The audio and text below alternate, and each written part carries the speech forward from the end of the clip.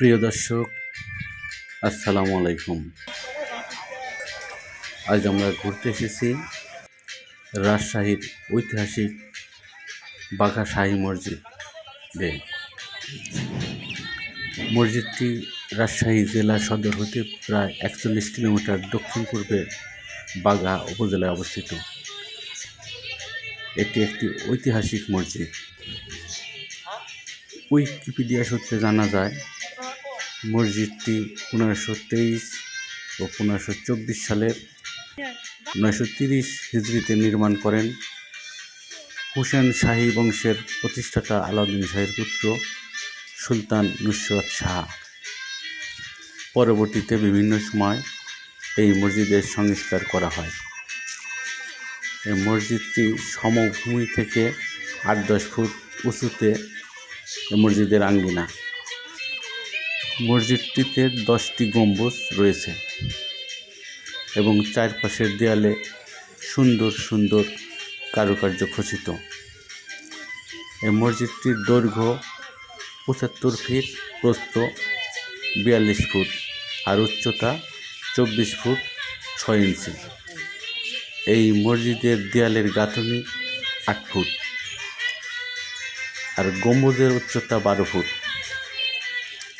মসজিদটির গাঁথনি চুন সুরকি দিয়ে।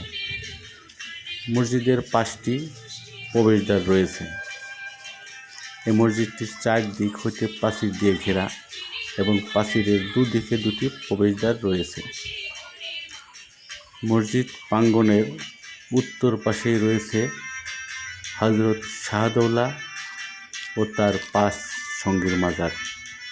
এছাড়াও এই মসজিদ সংলগ্ন জহরখাকি পীরের মাজারও রয়েছে।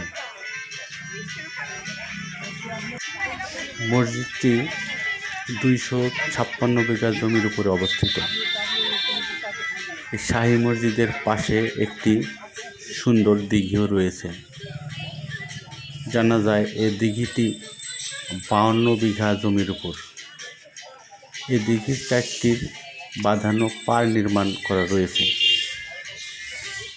মসজিদের পাশে একটি জাদুঘরও রয়েছে। এই মসজিদ এলাকায় রয়েছে সুন্দর আমের বাগান, আম গাছে মুকুলও রয়েছে।